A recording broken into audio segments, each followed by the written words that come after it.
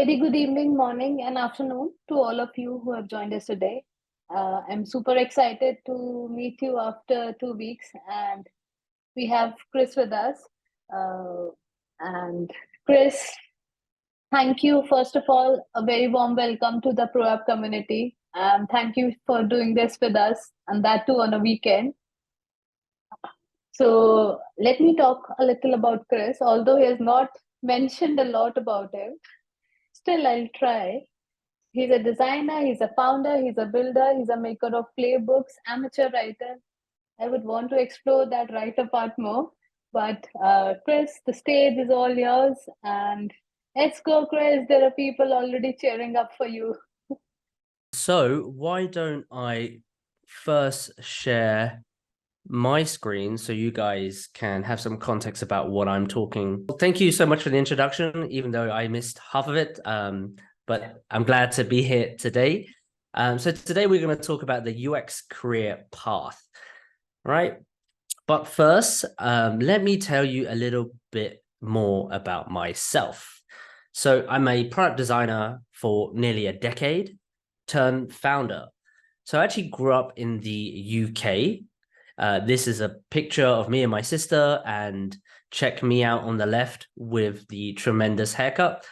So after graduating Surrey Uni, I actually traveled to Southeast Asia back in 2013 for 6 months, where I ended up actually moving to Vietnam in 2013. And this is where my design career got started. So the first role I had was back in 2015. No UX team, just me and a graphic design intern. I was working for a product company. And to this point, when I got hired, I still didn't know what UX design was. I was there for 2 years. And by the time I left, I got promoted twice, 4 pay rises. We grew the team to 5 designers. I had traveled back and forth to Seattle to work the CEO and CPO. And instead of having one product, we built a whole suite of products. And even after I left, I was paid to mentor those same designers on that team 12 months after. And when I left, I moved to Mexico, of all places, from Vietnam. And this was my second role as a designer, actually a UX manager from 2017 to 2019. I had finally found a UX design team and company with a high design maturity, a team obsessed with systems, processes, and their customers. My primary role was to kick off projects with clients. So that means lots of education, workshops, product strategy conversations. So this was a consultancy or agency, and we worked for a lot of Fortune 500 companies and folks from Silicon Valley. They would fly us sort of all over the world to conduct workshops and to meet the team. So places it took me to was obviously Mexico. I went to LA, Sydney, Malaysia, Bangkok, Thailand, and many other cities. So essentially also my other role, apart from kicking off projects with clients, was hiring, mentoring, and managing designers. So somehow I was no longer designing in the traditional sense, but I was designing teams, culture, and training. Really the way we communicated design internally and externally, which was really interesting. And then in 2019, I got hired as the head of design.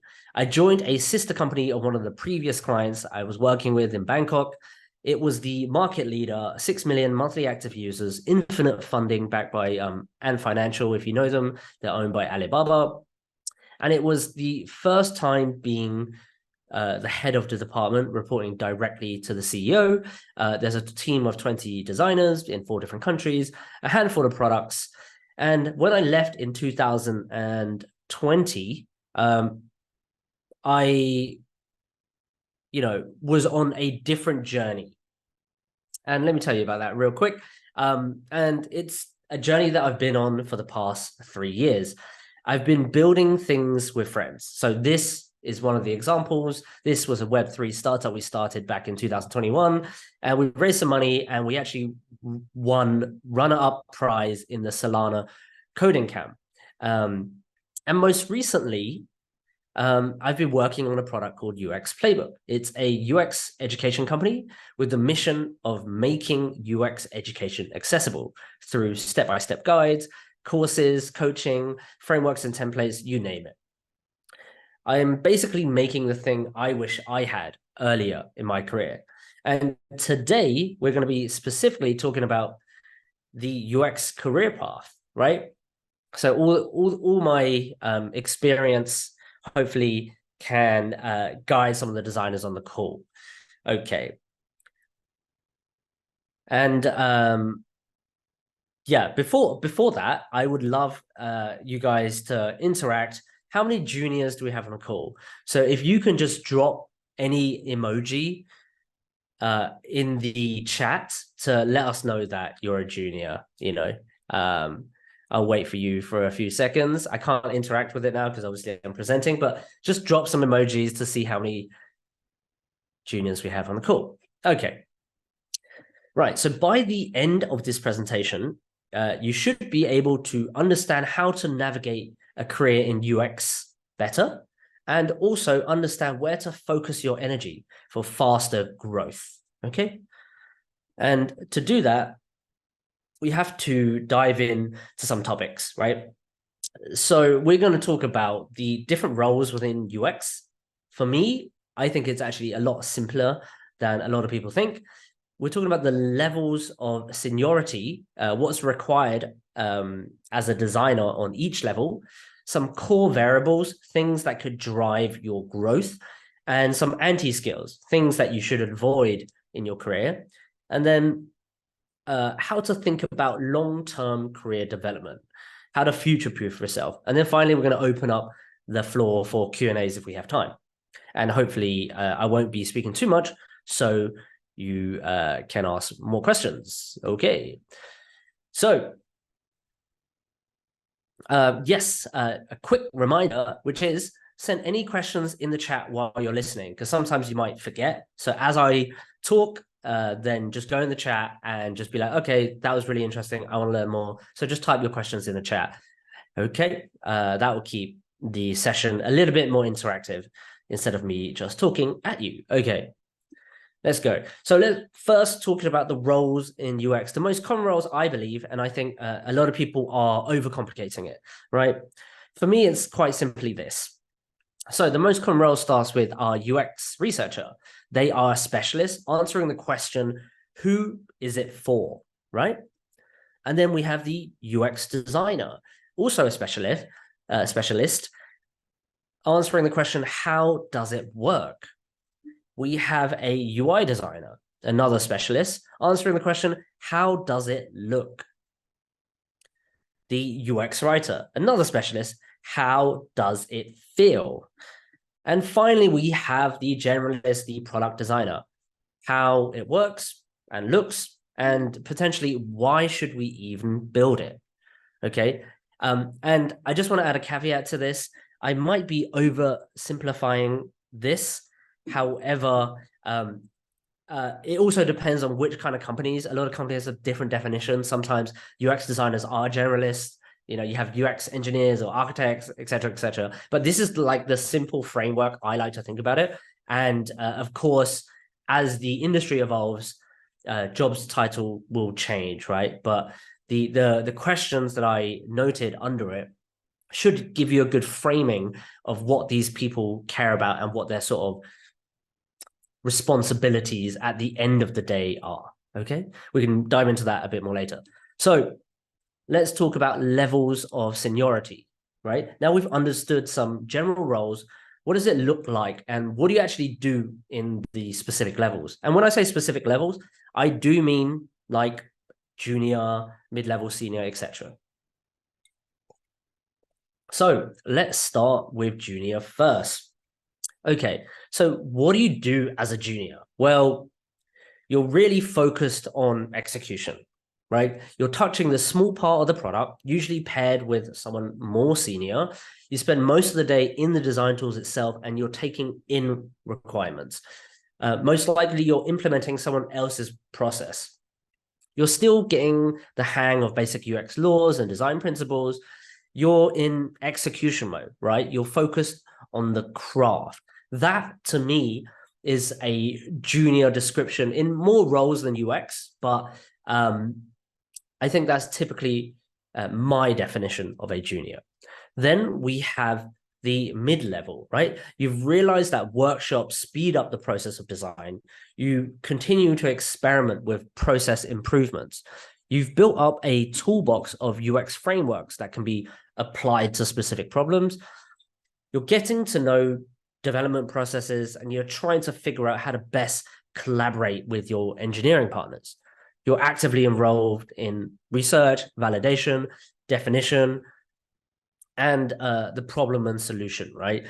You're project managing, you're increasing communication between you and other parts of the organization. So actually, for me, the one thing that mid-level designers kind of embrace is this collaboration element, right? They're not, they are designing, of course, they're getting their hands dirty, but they're also figuring out that collaboration is what makes this whole machine work.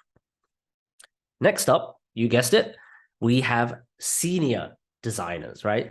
You're really driving your own process from definition to validation. You've built up great project management skills, and you're frequently communicating with other departments to get this job done.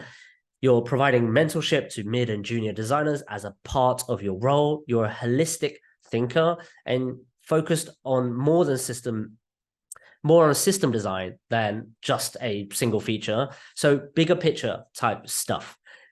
You're in the room when conversations happen with stakeholders, talking about product strategy, providing insights and your expertise, and you're actively involved in hiring, recruiting designers for your team. So this is all about ownership. You just get so much more ownership as a senior designer, right? And you're really expected to lead that effort and own different parts of what you're doing and pushing that forward.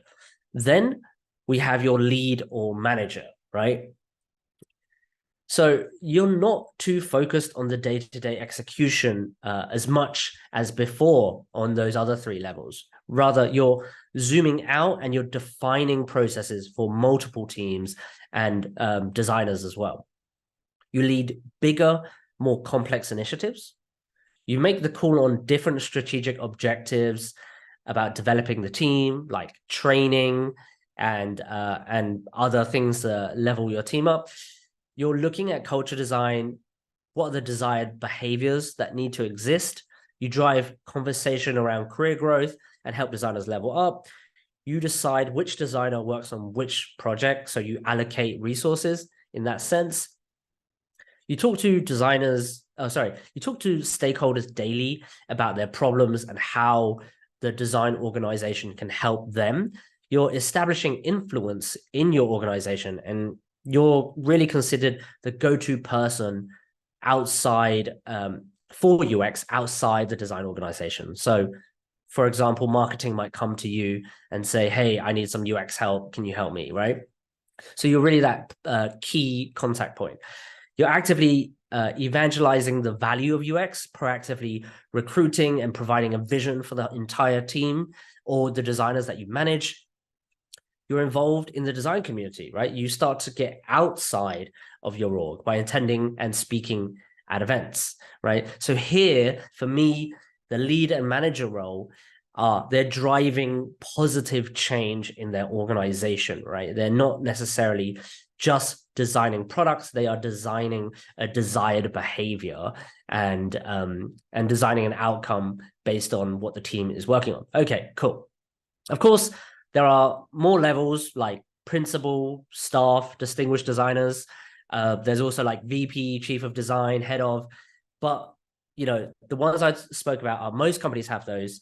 And the other ones that I mentioned that I'm not going to go into today, not that many companies has them. And also each sort of criteria and level is dependent yet again on the company. But I hope you have a basic understanding of your junior, focus on execution, your mid-level, focus on collaborating with their design, your senior designer, really owning parts of the project and product, And then your leader manager really driving home change throughout the organization and even forward facing.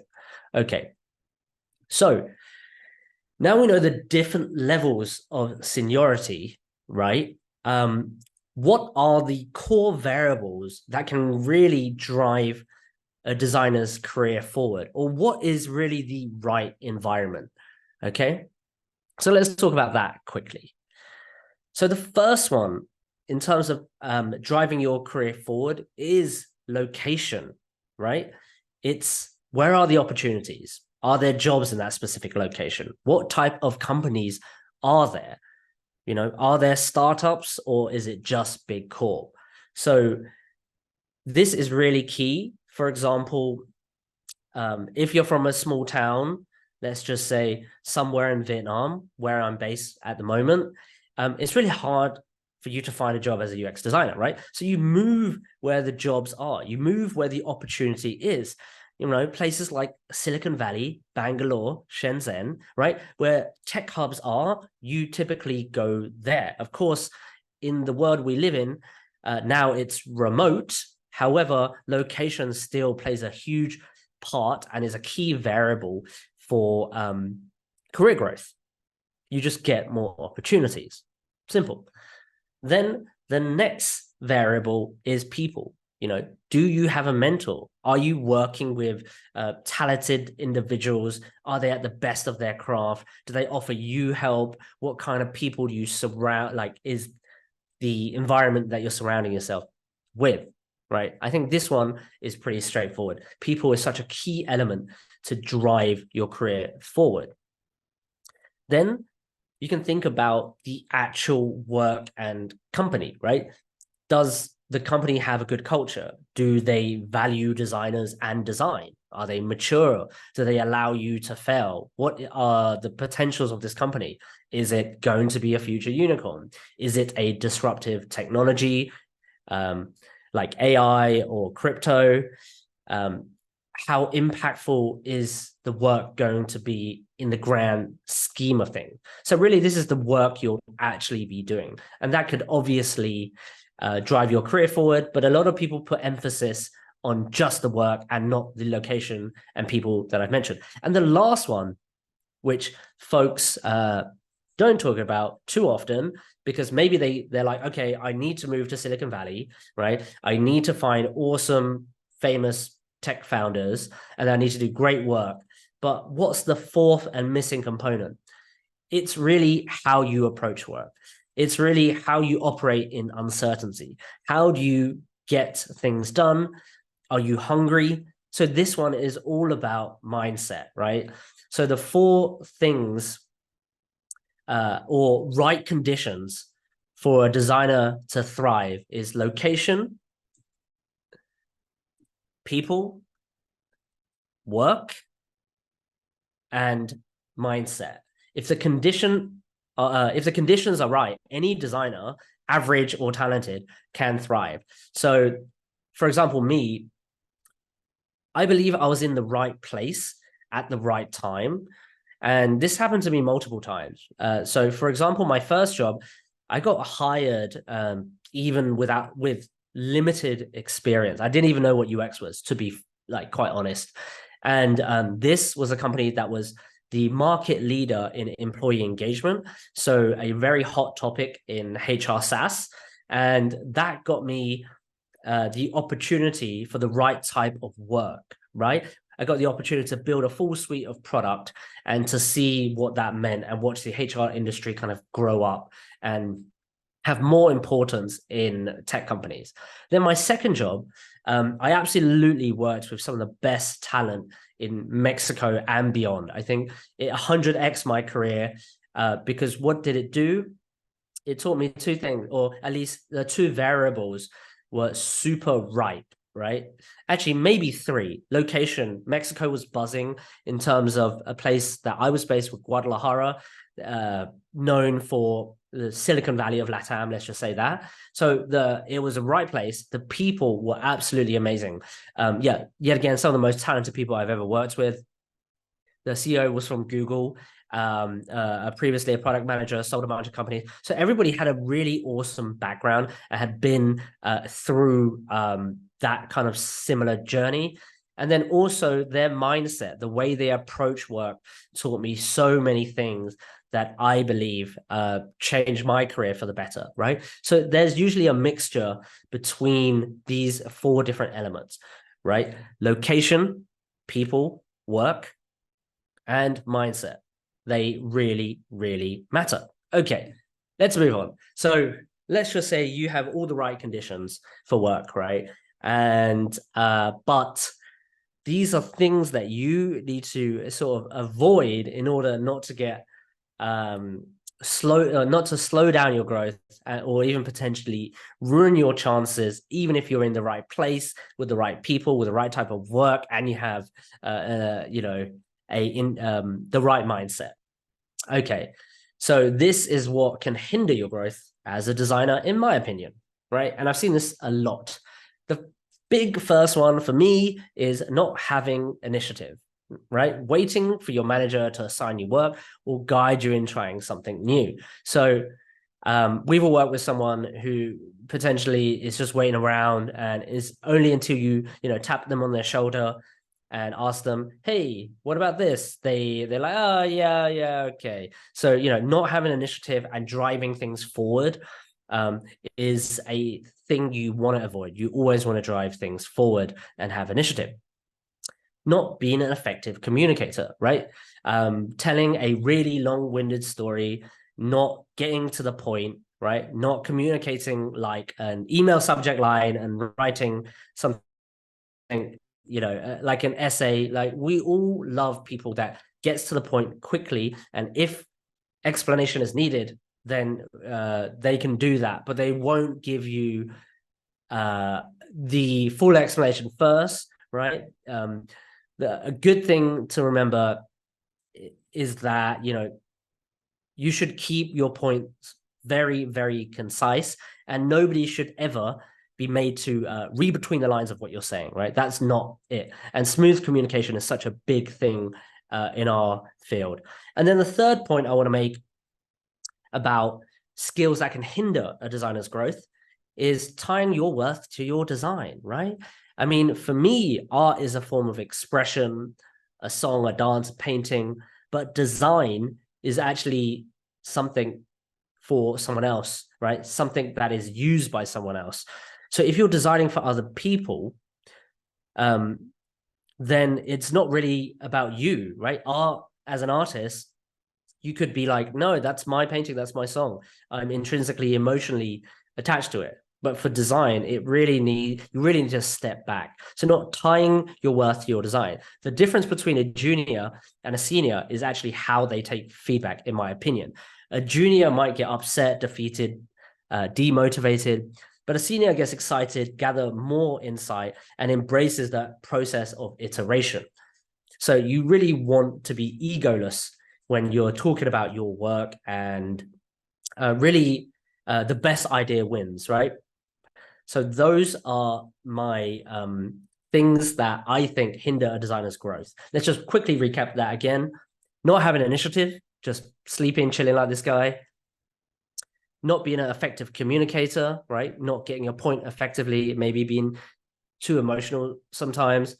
And then not tying your worth to your design, stepping away and saying, okay, objectively looking at what the best solution is and embracing that process of iteration. Okay, if you've made any of those mistakes, and I'm not going to point anybody out, but just drop an emoji in the chat, because I've definitely made all 3 of those mistakes, right? So as long as we recognize that and we're aware, I think it's okay. So just drop an emoji if you've not taken initiative, not been an effective communicator, or you're tying your worth to your design too much. Okay. And finally, let's talk about long-term career development. How do you plan for long-term success? Okay. So yeah, I just want to mention that this is, of course, my opinion. And so this is the thing that's worked for me, but it might not work for you. Okay, but these are some of the things that hold true to my heart. And I find that if I lean into these three things, then I will be okay in terms of career. Okay. So the first one is find others that inspire you.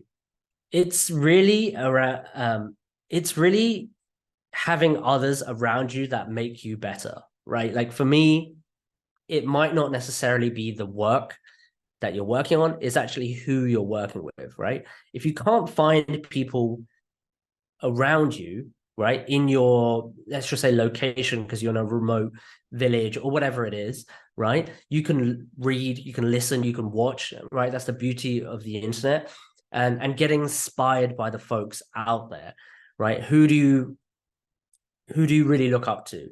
Why? And these can be, of course, multiple people, right? Take what's useful and leave the other things, right? And this could really, for me, helps me light a fire. I'm like, oh my God, that person is doing awesome in that field. Therefore, I want to replicate first and then make it my own. Okay. That is a game changer for me. Then the second is genuinely follow your curiosity, right? What do you like learning about? What do you like talking about? What intrinsically motivates you and drives you, right? My example here is that I quit the first tech company I worked for. This isn't a design company. I was a digital marketer, and that company went on and got sold for $250 million to Fossil. The company is called Misfit Wearables. And one of the co-founders was the guy who famously fired Steve Jobs, John Scully. Yeah. And despite the great benefits of working at such an awesome tech company with amazing founders and smart PhD colleagues, I still left because I was wondering, like, what would a career in design look like? Like my curiosity from working in digital marketing led me into design. So I just quit and went freelancing and dictated my own journey, working for startups who valued my design skills, or at least gave me a chance, right? So that curiosity mindset is why I got into UX, and I still find it super important in all walks of life, right? And a great quote here: learning is a treasure that will follow its owner everywhere, right? I love that quote so much. Okay. And then the third and final piece of advice is take full ownership of your career development, right? So I see too many people being like passive and just kind of waiting for things to happen to them, or not being purposeful enough, not being intentional, right? Just by letting time go by. And, this kind of makes me a little bit sad, right? If you're not happy, that's on you. If you're not growing, it's your fault, right? Stop playing the victim. Long-term career development is not about following a path that's kind of set for you, or any career ladder, like the junior to manager. It's actually making your own path, right? Everybody's career is different. So, for example, like when I was younger, I wanted to be a cartoonist, then a pro skateboarder, and then a designer, and then now I want to be an entrepreneur and an educator, right? Like it's completely fine to switch or to not know, but just follow your curiosity again. And Naval Ravikant, if you don't know him, look him up, but he has a great analogy about one's career, which is ancient Greeks treats it very different, right? If you look back to the ancient Greeks, first you're a boy, right? You go to school, right? You're a good student. Then you're a soldier, right? You're training for battle and you're going off to war. Maybe when you come back from war, you retire from the violence and you start your own business. So you're a businessman. And then if graduating from being a businessman, you might work in the government, be a part of the Senate. And then as you're, thinking all day and debating all day, you eventually find your path as a philosopher and start writing about life, right? And this is his very interesting analogy of the arc of life, where career is a small part, but an important part. However, it's non-conventional. Everybody has a different journey. So I want to end on this quote, if I may. Every man has two lives. The second starts when he realizes he only has one. And I want to explain this because it might not be that obvious, or at least let me tell you this breakdown. Every man has two lives, meaning two distinct phases or perspective in a person's life. The second starts when he realizes he only has one. That aware of time, like being aware of the time on earth is limited and that is finite. Thinking, like awakening, self-realization, you sort of recognize the importance of making the most out of the remainder of the time, right? So really love this quote. Every man has two lives. The second starts when he realizes he only has one. And what it means simply is like a mindset shift of becoming aware of the fleeting nature of life or your career. And it kind of encourages us to seize the present moment, right? And for me, it's about having others around you that make you better. It's not about the work, it's about who you work with. If you can't find these inspiration, then listen, read, watch, and get inspired by others out there, not just in your local neighborhood. If you're insecure, at least you're going to work harder. If you're going to work harder, then like if you're in the same company, you might as well friendly compete with those others so that you work harder. Or they can inspire you in different ways, and that makes it intrinsically motivating to you. And before we go to questions, I just want to talk about UX Playbook real quick. And so my company, UX Playbook, it's an easy step-by-step cooking recipe for UX designers. And it provides you with a grocery list in forms of templates and frameworks. You don't have to worry about setting anything up or creating anything from scratch. It's all there, just copy it and paste. So we have things like the career, playbook, management, portfolio, user experience, all designed for a different part of your UX design journey. And it's the best way to learn because it's through examples and there's plenty in the playbook. And that's why people really like it. It's not focused on theoretical. It's actually more focused on execution.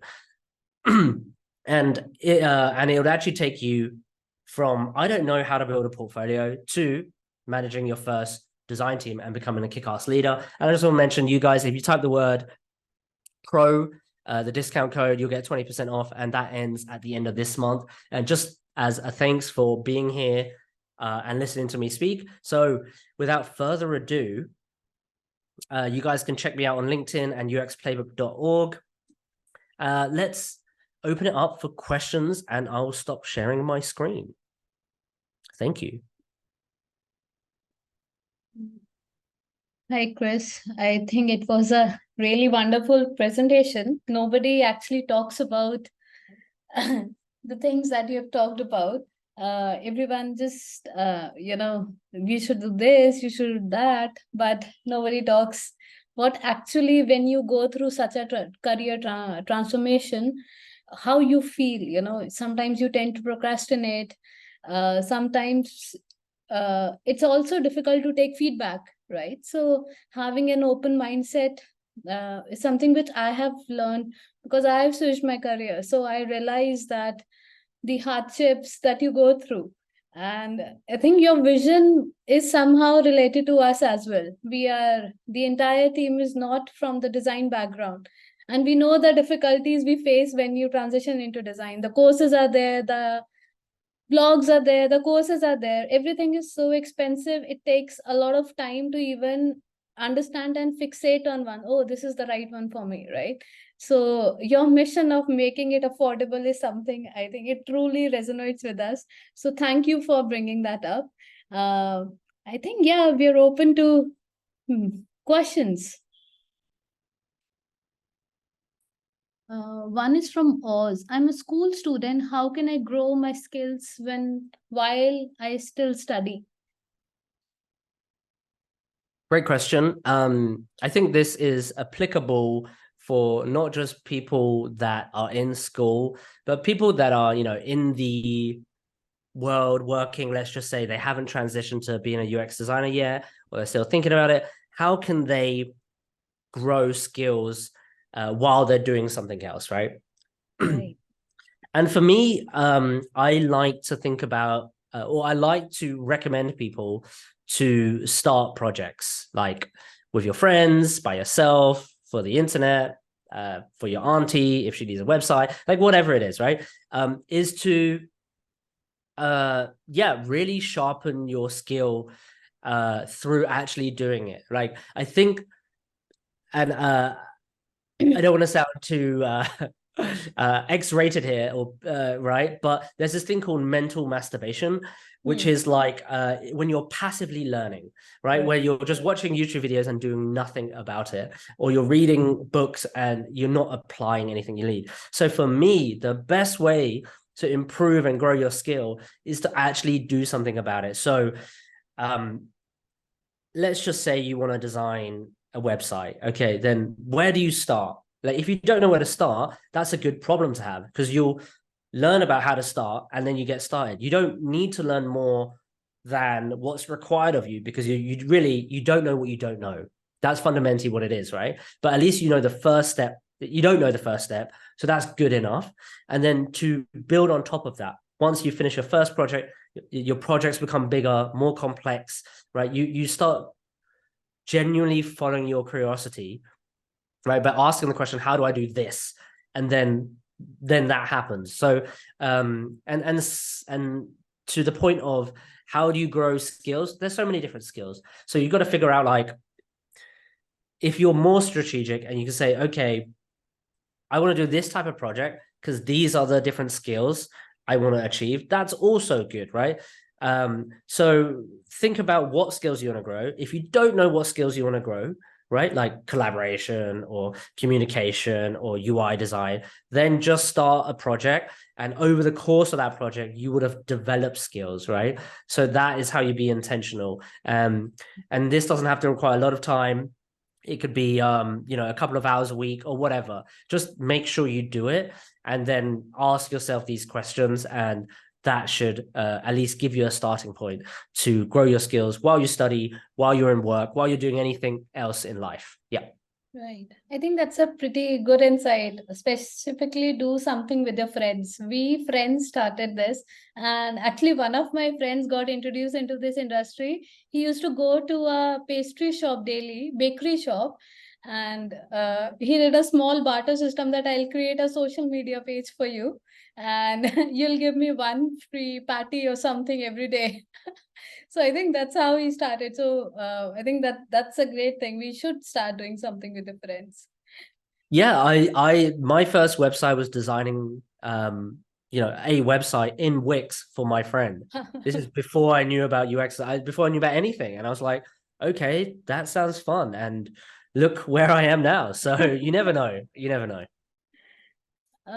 Okay, I'm taking Google UX design course on Coursera. What I should add into it that will be of more help? What should I add into it? Well, so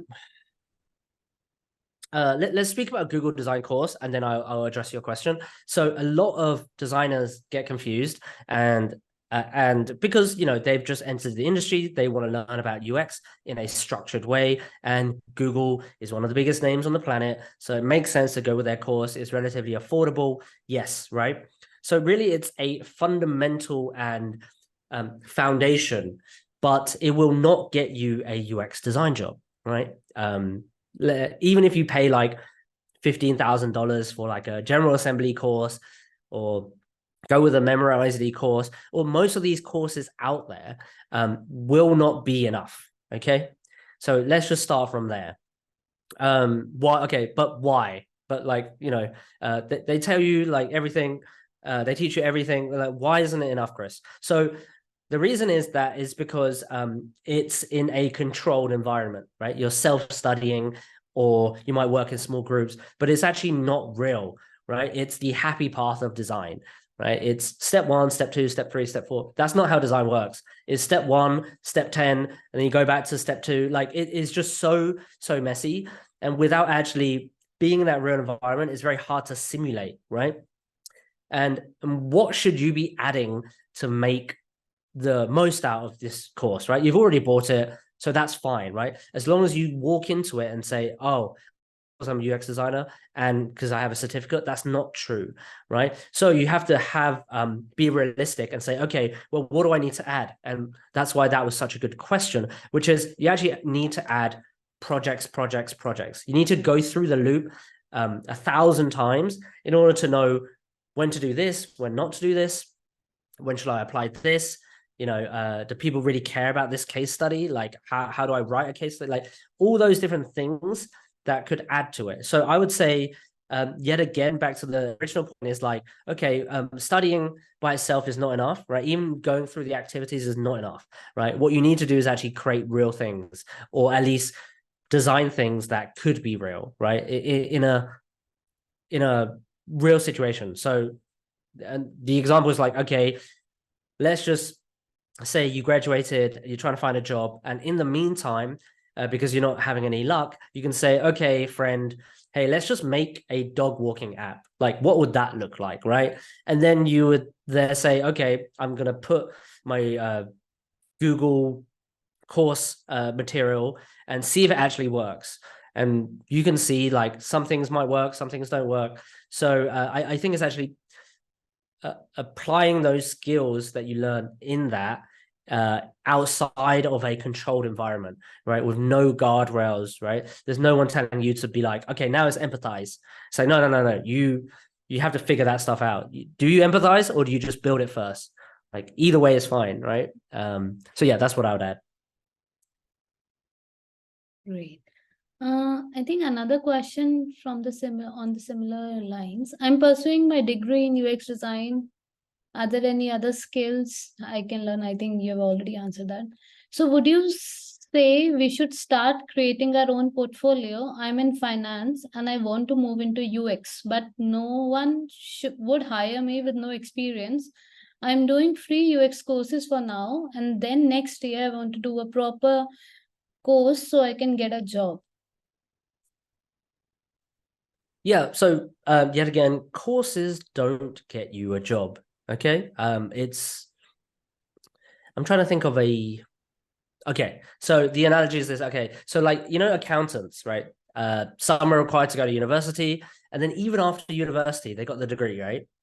They still have to train in the industry and practice and get the certificates in order to be like certified. But what does the certificates do? They actually put them through hell, right? Like lawyers, like doctors, like accountants. It's like they have to have that real world experience and study at the same time, right? And the exams are just like certified because obviously, law and medicine and accounts, like they're very sensitive subjects, and they have to go through a series of like checks. Let's just say legality is important.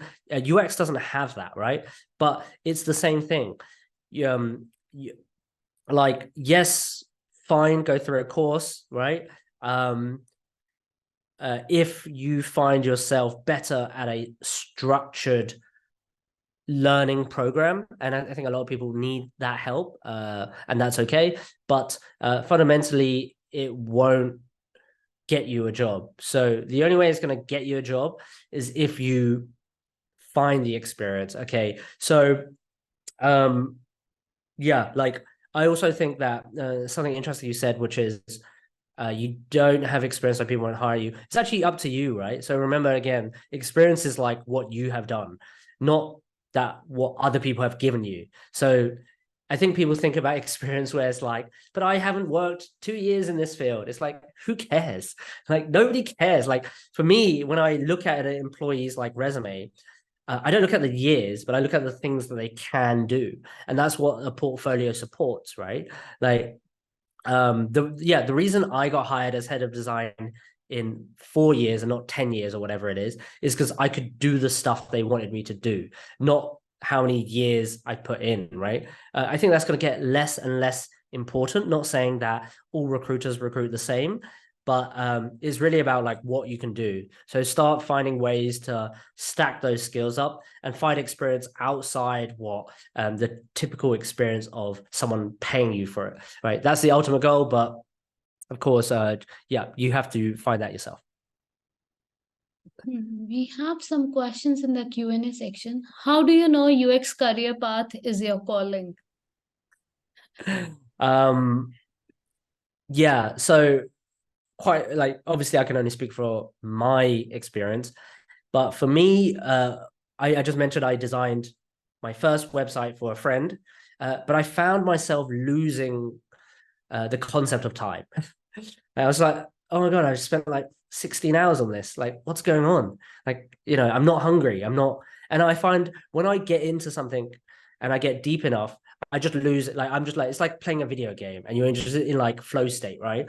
And if you, and I think for me, it was like having a lot of that. And I remember one time that when I flew to Seattle and there's a landing card and you had to fill out your occupation. And that was the first ever time I wrote designer as my occupation. And I was like, holy crap, like, this is what I actually do. Like, I was just completely stunned. And I was like, this is amazing, right? So maybe those kind of moments, it's very hard to say that. I think for some people, destiny is very easy. Like, there's just like that aha moment. But for a lot of other people, there's just these like small signals.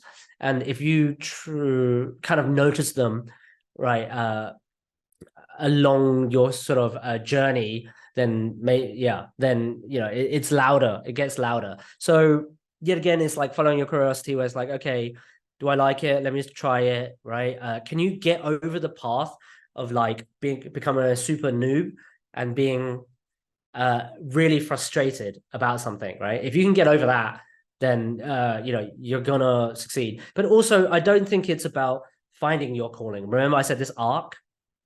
I think I really like design and I got super into it. And then now I like something else, right? I lose myself in other things these days. Not to say I don't like design, but it's okay for it not to be a calling for you to kind of explore, right? I think we're all here to explore anyway. So yeah, I hope that helps. I think there was one follow-up question to that. Two follow-up questions. Any tips? How can we present ourselves there applying for UX role? And second, what if you don't have friends to build projects with? What do you do? Yeah. So yeah. Okay. Let's address the friends question first. You don't need friends to build projects. You can do it yourself, right? Most things can be done by yourself. If you, let's just say you want to create a website, you don't know how to create a website. Well, you could use a tool, like you don't know how to code, right? But you know how to design, kind of. You can use Framer and you can launch the website in literally a day, right? From Figma, or you can use a drag and drop tool. It's fine, right? If you can write a little bit, create some visuals, you don't need friends to build anything. It's just more fun, and also they'll keep you accountable. So some social pressure and like motivation also helps. You could talk about different things, different ideas. So you don't really it's good to have friends, but you don't need it. You can build it on your own. And also the internet is full of people who build wonderful weird things, right? Someone's on the same journey as you, or there's so many design communities out there. And I think it's easy to kind of find this. There's also, I did back in the day, an IDEO .org project where it's kind of like they get people from all over the world and then they have enrollment, and it's kind of like a couple of weeks you spend together. So it's like they kind of put you in a group to do some design thinking, and it's usually about social issues, coming up with solutions to some of the biggest social issues out there. So I did that with a couple of friends, but you don't need to, because everything is remote now. And then what can you remind me about the first question, the first follow-up? Yeah, it was how can we present ourselves there applying, like while applying for a UX role? How do you present yourself? Any tips on that? Sure, I think there's a few ways you can present yourself. So the first one is online. The second one is physically, right? So presenting yourself online, it can be broken down into a couple of things, or at least when applying for jobs, it's your resume, it's your portfolio, and it's your social media presence. So LinkedIn or wherever you have, social presence. So there it's interesting. So you have to, for me, figure out like, okay, what you're passionate about, what you're good at, and then what a designer needs. So imagine the three concentric circles overlapping, and in the middle is what I call your unfair advantage, right? Because you have figured out what you're good at, like skills and talent and things you've learned, what you're passionate about, things that you really like, even if you don't get paid to do it, let's just say like reading or something, it's just like, oh, you just really like to read. And then what a designer needs, right? So attributes like, adaptability, communication, collaboration, like, hard skills that a designer needs, like the design skills or research abilities. So if you can find a good overlap between all of those three, then your unfair advantage is a good way to kind of present yourself, right? And the unfair advantage can be general, but it's better if you know what places that you apply for. So if you're, let's just say you really like fintech because you're, let's just say from a finance background and you're transitioning, then you definitely have an edge over other designers who don't know anything about fintech. And we know that domain expertise is really important in our field because therefore we can, we just get the context of use. We have some assumptions about pain points. We've just been in this world longer. So for you as a designer or a transitioning designer, then you can say, well, I understand how finance works. I've used a bunch of apps. I know how people manage their finances, et cetera, right? And then you can kind of cross-pollinate the fintech designer skills with what you like and what you're good at already, which is also finance. So that's you presenting yourself online, and then before they're even seeing you, and then when you present yourself in person, you can kind of use those same sort of things that you thought about, and knowing what the other person cares about is also great. So for example, you won't speak, I guess you won't say the same things to a recruiter. You won't say the same things to a recruiter than you would a UX manager or a CEO, because fundamentally they care about different things, right? CEO cares about execution and the bottom line, the revenue, just outcomes. The manager a UX manager might care about like processes, quality, heuristics, and then a recruiter cares about like, are you a match for the job? Can you give me an inkling of what that means, right? So I think in person is all about, if you present yourself in person, I think it's about understanding what the other person wants and speaking their language. Yeah. Makes sense. Yeah. Okay. UX UI designer should have coding skills. Most of the JD showcase coding related skills too. I think it's healthy to understand coding, or at least some baseline of how products are built. But in my opinion, you don't need it. There's plenty of designers that are great and they can't code, and plenty of great designers who can code and build their own products. So yeah, when I look at a job description like that, it's an immediate red flag. Because do they just copy and paste this from somewhere else? Like, do they know what they want? And most job descriptions are actually written like that, or they're taken from like a Google, Airbnb, and Apple, right? Then they didn't. Nobody wrote it, or the recruiter wrote it, and really it should be written by hiring managers. Just so happens that this is what happens in our industry, but for me it's a red flag. You don't need to code, but some design positions, like ones at 37 Signals, require you to code so you can prototype quickly, right? But that's up to you. But I wouldn't say it's a fundamental skill. It's if you're good at it, and if you want to learn about it, that's a bonus, in my opinion. And I think with the evolution of the no-code tools, for example, Webflow, or now it's Framer, right? Things have been like a lot more easier. even if you don't know anything, you just have to understand the concept of how something works. And half of your work is, I believe, already done. Right.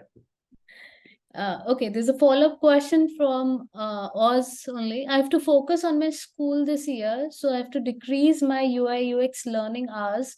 Do I have to stop learning UI UX until I finish my last year at July 2024? That's because the last graded high school in Iraq, really difficult, and it's my third year. I repeat it. Ooh, I don't know. I can't tell you. I can't tell you what you should stop and what you. I don't know. I mean, it really depends how important UX is to you, and I think school is also important. So weigh up your priorities, right? Potentially think around if you don't pass school or you get a bad grade, who's that going to affect? Probably your parents, probably, your friends looking down on you, whatever, right? Like, so, but if you don't succeed in UX, it's kind of like, well, nobody has any preconceived notions of you succeeding in UX anyway. So I don't know, maybe think about it like that. I'm not sure. But if you genuinely enjoy it, I don't see why you can't allocate free time to do it, right? Like, sure, focus on the number one priority, which is pass school, get good grades or whatever. And then, in your spare time, design stuff, right? And then, yeah, so maybe that would be my advice, but you have to figure out how you prioritize learning yourself, I think. Yeah, makes sense. Okay, there are two more questions. Sure. One is from Shelly. Could you highlight one skill that can give us an edge in the world of UX design? Ooh, one skill? Oh, just one? That's hard. Let me just talk about three skills. To be a well-rounded, let's say product designer. Remember, the product designer is how it works, how it looks, and potentially why we should build it, right? So the generalist, so sort of playing a product manager role. So in my opinion, if we have a product designer, we potentially don't need a product manager, and we can just work with engineering, because design will drive things right from the beginning, right? From the business problem itself. So for me, some of the skills that are important for let's just say a well-rounded designer. One is product thinking, right? So I'm talking about strategy, like what's the vision for the solution and why does it matter, right? Having some analytical, or having a lot of analytical ability, right, within product thinking, like analyzing the product, the market, the users, right? You really need that. And then the other in product thinking is domain expertise, right? We spoke about being an expert in finance or working on Web3 projects or whatever it is, but spending enough time to think about one type of industry and one type of user within that is really, really helpful. And then one thing that people don't speak about within product thinking is intuition. They say don't design on assumptions, but a lot of the great products we know out there, including the iPhone, is very intuition based. I mean, I've still heard that Apple doesn't do user testing. So, biggest company in the world, lots of fanboys and fangirls. So there's something around intuition where you have this sort of domain expertise and this product cap on, this product thinking cap on. So that's just one skill, right? Product thinking. It's a huge area. Then the next is actually the execution. Can you actually do the job, right? Do you know the research techniques? Can you follow through with the UX, and can you produce sort of polish UI? And then, yeah, all those hard skills needed to do the job, they are of course required to do the job, right? That's a given, that those are table stakes, as we call them. And then the third skill is communication, right? How collaborative are you? Or do you bring people into the process? Do you get buy-in and be persuasive? Because sometimes design, because it's so visual, everybody has an opinion, but can you then filter out the noise, right? And collaborate and prioritize in the work that you do. So product thinking, execution, and communication. And I think the easiest one the easiest skill is actually the hard skills. Execution is the easiest, right? The soft skills is actually, in my opinion, way harder, but I don't know why they call them soft skills, right? Like things like communication, being able to communicate, right? And then the product thinking skill is a mix between both.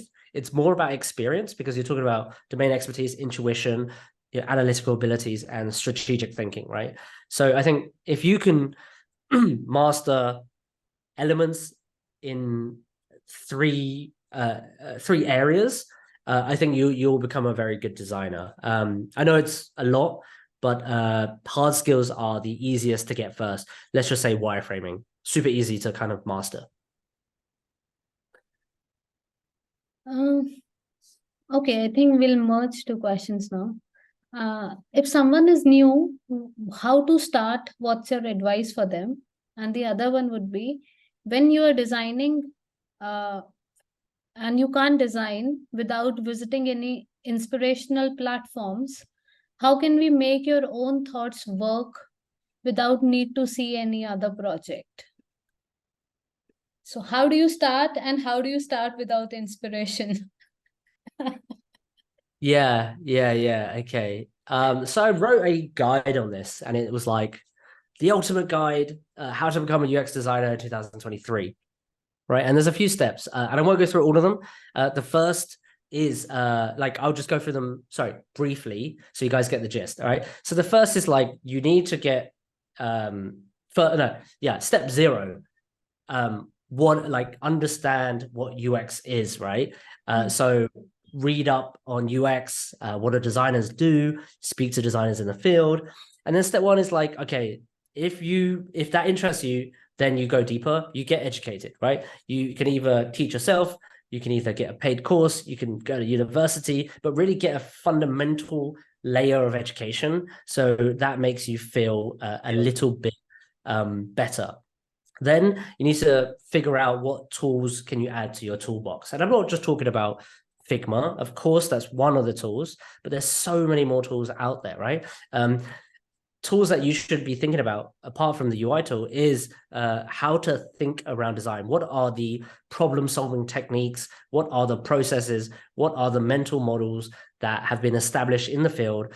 Because you just don't have one. So it's good to kind of take inspiration from there, right? So get the right tools is the second step. The third step is get some experience, right? Whether it's through free work, design challenges, unsolicited redesign, adding things to your portfolio and kind of honing your soft skills at the same time. And then step 4 is like getting social, connecting with other designers, following industry leaders, kind of seeing what the design field is about, maybe some like nuances that you don't yet understand. And then step 5 is like, okay, well, let's just say you've done all of those things. Can you actually get hired, right? Get paid to learn more about the industry. And that's really the ultimate goal if you want to become a professional, quote unquote, designer, I guess. So those are kind of like the 5 steps. I have this article here that I will share in the chat right now, just so you can get that. And then how do you build products without looking at other products? I mean, you can just get a whiteboard and start sketching. So like, what is the barrier, right? So it's healthy to look at other things sometimes, but it's also could be a detriment to your solution because, okay, let's just say you get inspiration from Mobbin or one of these websites, right, that collects UI. And then you're like, okay, I'm building a hotel booking app. And then you look at like booking.com, Airbnb, all this stuff. And you're like, okay, well, that's the way they do it. That's how I want to do it. Well, that's why it's like, now you're just following the crowd. And maybe your solutions won't be creative or they're not really centered on the problems that your user faces. They're probably like, they're kind of designing for somebody else, right? You don't really know why they made the decision. You can hypothesize. But so first start from a blank canvas and just sketch stuff out. What makes sense, right? Use words, use your pen and pencil, right? And then the other tip is also take inspiration from a product that's not actually in your industry. So if you're working on a travel app, can you learn something from, you know, a Web3 app or a video conferencing tool, right? So I think in the design sprint, there's this thing called remix and improve, right? Or lightning demos, where you're taking things and you're trying to go outside your industry, whatever it is, favorite products you might have, like Photoshop or whatever. Can you then input, like, can you input some of the, can it spark something creative to input in your own, right? But saying that, one caveat is the reason you look at existing products is because they've potentially solved a problem that you've been thinking about, and they've potentially and they're using these well-established patterns like an input box or a calendar or a button, like, things that people recognize, right? So don't reinvent the wheel, and be creative with how you solve the problem, and not necessarily with like fancy UI and animations. That has a place, but it's probably not for something like a utility or something. Yeah. Makes sense. Also, it would be helpful if you can share the link of the playbooks that you mentioned along with the code. It would be easier for them to access as well. Sure. Yeah. I would love to do that. Great. I'm glad you asked.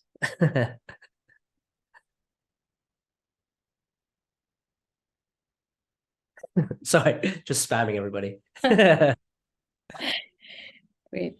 I think we are all out of questions. This was probably one of the most interactive sessions in past few months. And thank you for doing this. Thank you for taking out so much of time. And yeah, thanks a lot. And I think we should do it sometime again. And it was a very insightful session. Thank you so much, Chris. No problem. I really enjoyed it. I will share my slides in the chat as well, so folks can kind of go through and digest what I said. I know I spoke a lot, so yeah, really enjoyed it. I would love to do it again. Yeah, take care, everybody. Thank you. You too. Bye bye. Have a great weekend. Bye, guys. Bye.